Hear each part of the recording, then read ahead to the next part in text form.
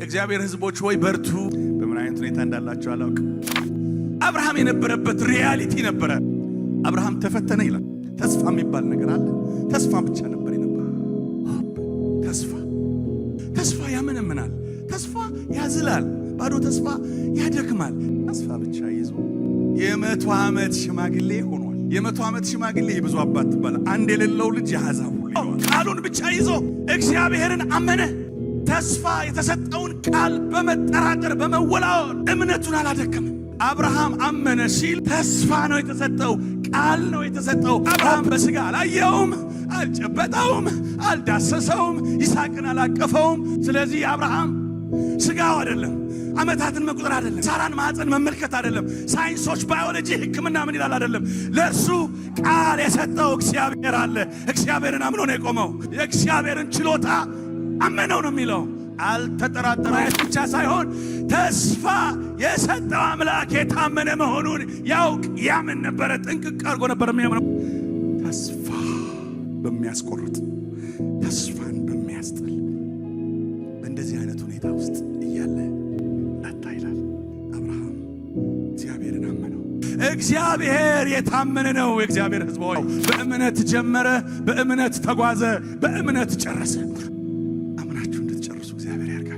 ባህሪው ነው። የታመነ ነው። አንተ እንኳን በቦታ ባትሆን ስፍራህን ብትለቅ በቃ ጨረስኩ ብለህ ብትቆም ደገፍ ብለህ አንድ ቦታ ትክስ ብለህ ቢሆን አንቀላፍተህ ቢሆን ሰልችቶ ግራ ገብቶ ቆመህ ሊሆን ይችላል። ወገኖች ሁለት አይደለም። ብዙ ጊዜ ተጨነቄ፣ ብዙ ጊዜ ተስፋ ቆርጬ፣ ብዙ ጊዜ አቅም ጉልበት አጥቼ አውቃለሁ። በብዙ ሁኔታ የተከበባችሁ ሰለቸኝ ማገልገል የምትሉ አላችሁ። ወገኖቼ እናንተ እግዚአብሔር የተናገረላችሁ ተስፋ ቃል እንጂ የከበባችሁ አይደላችሁ። እግዚአብሔር ራሱ ሲናገር ቃሌ ከሚያልፍ ካፌ የወጣው ተስፋ ለእናንተ የሰጠኋችሁ ተስፋ ቃል ከሚያልፍ ሰማይና ምድር ቢጠቀልል ይሻለኛል የሚል። በምን አይነት ሁኔታ ውስጥ እንዳላችሁ አላውቅም። ተስፋን የሰጠው አምላክ የታመነ ነው፣ ታማኝ ነው። ሊተውህ ሊረሳህ አይደለም። ሊተውሽ ሊዘነጋሽ አይደለም። እንዴ ያንቺን ጉዳይ ረስቼው እስኪ ፋይሉ አይከፈት ሊል አይደለም። አይረሳም ጌታ። እግዚአብሔር ሆይ ለምን አልተናገርከኝም ብለን ማልቀስ የለብንም።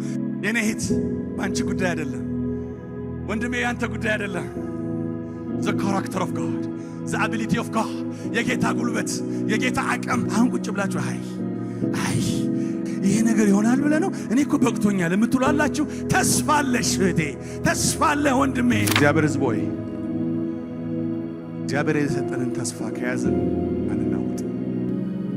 ወገኖች ሆይ አይዟችሁ፣ በርቱ። በኑሮ ሁኔታ በምን አይነት ሁኔታ እንዳላችሁ በርቱ ካለ ሊያበረታ ነው ማለት ነው። አይዟችሁ። ዛሬ ቆማችሁ ተነቃነቁ። ዛሬ የተቀመጣችሁ ትነሳላችሁ። አይዟችሁ።